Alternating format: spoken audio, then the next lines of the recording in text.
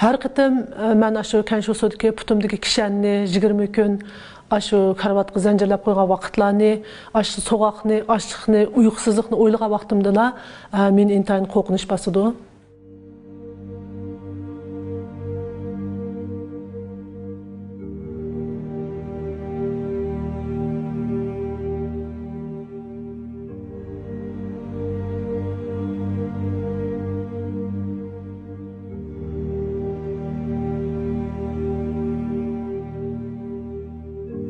Qamoqxonada bizningki sharoitimiz intayin nachar bo'lib, hammamizning putida kishan batdi, tamoqimiz intayin nachar, so'g'aq, ochliq bizni qiynatdi. 24 soat chiroq yiniqlik turadi. Kechalari navbatlashib, dejurnilikda turardik. Uyqusizlik bizni qiynatdi. Biz siyosiy jinoyatchilarni sababsizlam karvatga zanjirlab qo'ygan vaqtda bu bizga bak ig'ir kelgan. Men lagerdagi vaqtimda bir ayolni shu Gobavninki 3 kun akitib, 3 kundan keyin akab qo'ygan vaqtda bu ayolni intayin qattiq urib, akabdikan to'q shu chog'da shu ayolninki qo'llari ishib, qizirib ketganligini men ko'rgandim.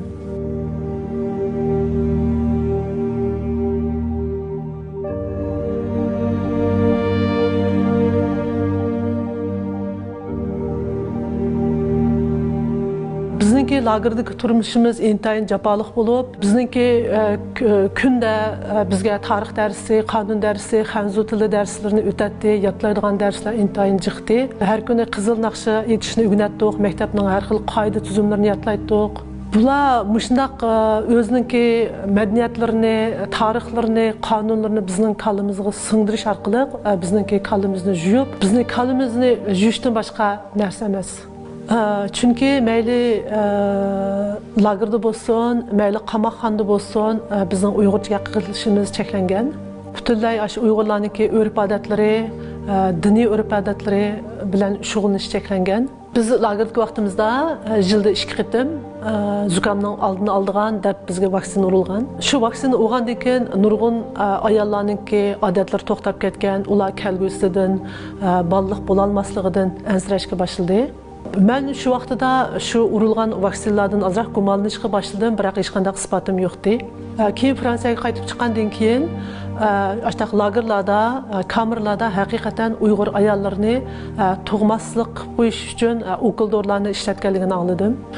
Mushlarning hammasi ash Uyg'urlarni asta-asta yo'qotish uchun ib bo'lgan zulmlari deb o'ylayman.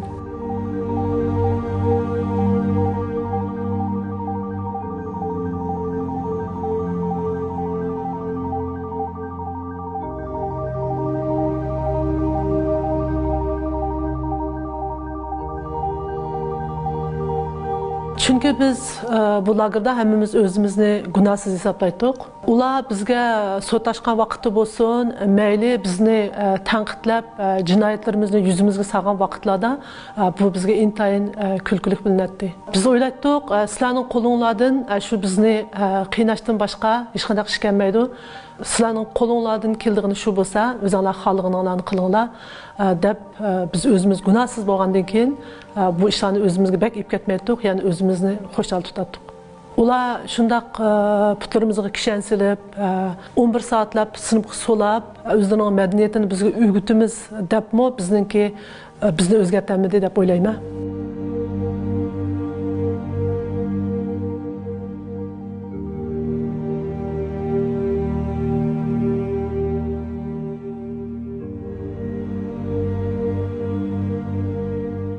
Her qitim men aşu kenşu sodki putumdagi kishanni 20 kun aşu karvatga zanjirlab qo'ygan vaqtlarni, aşu so'g'aqni, ochliqni, uyqusizlikni o'ylagan vaqtimda men intayin qo'rqinish bosadi. Hozir salomatligimda masalan belim og'riydi, putum og'riydi, butun muskullarim og'riydi, tutib olish qobiliyatim intayin nacharlashdi, ko'zimning ko'rish quvvatim bakli tuban. Ruhiy jihatdan men o'zimni intayin bir xil qo'rqinchoq bo'lib qolgandek his qilaman.